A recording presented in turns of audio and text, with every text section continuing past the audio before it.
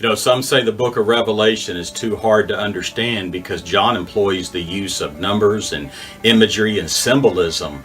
But I want to tell you it's because he does use the numbers and the symbols and the imagery that helps us understand this great victorious book when Jesus Christ takes back what is rightfully his. And reading from Revelation 1 verse 4, John, to the 7 churches which are in Asia, grace to you and peace from him who is, who was, and who is to come, and from the 7 spirits who are before his throne.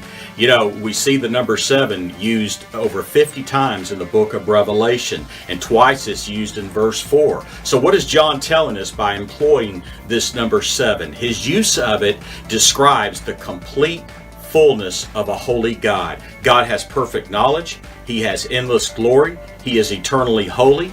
God is never without any kind of knowledge or an awareness of what's happening in our lives. And so as we look at the number 7 for a few moments, understand John is telling us and encouraging our hearts that God knows exactly what's going on. God knows our motives. He knows our hearts. He knows what we've been through. He knows what we're about to go through. God sees our past. God sees our present. And praise him, he sees our future. But as we look at the number 7 throughout examples in the Bible, just follow along for a few moments. 7 days of creation. Noah took 7 of every clean animal and 7 birds into the ark. Before Aaron and his sons could even enter their priestly work, they had to be consecrated for 7 days. 7 priests blew 7 trumpets, and then the walls of Jericho fell. On the Day of the Atonement, the high priest would sprinkle the blood of the Lamb upon the mercy seat 7 times. There are 7 attributes of the Messiah prophesied in Isaiah 11, verse 2. There were 7 feasts of Israel.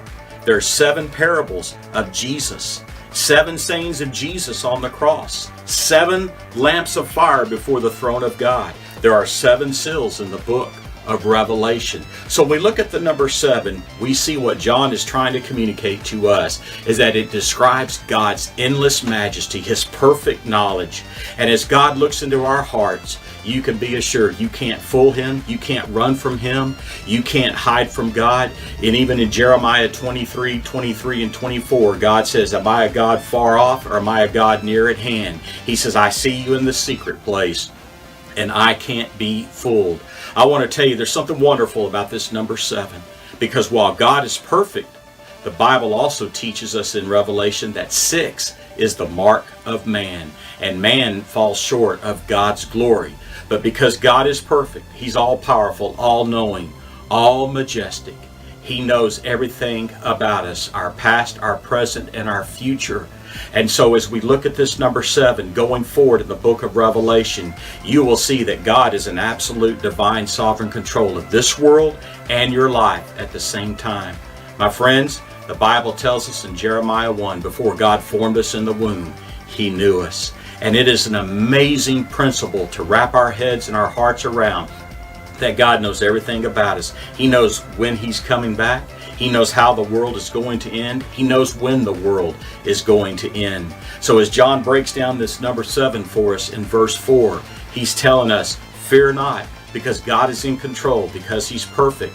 There are 7 churches in the book of Revelation. And while these were historical churches, these churches also depict ages, characteristics, and attitudes of all time. You know, in every generation there's been a loveless church, a compromising church, a corrupt church, a dead church, a persecuted church, a faithful church. And John says there are 7 churches. Which church are you a part of?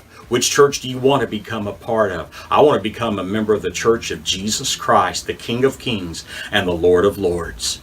God bless you.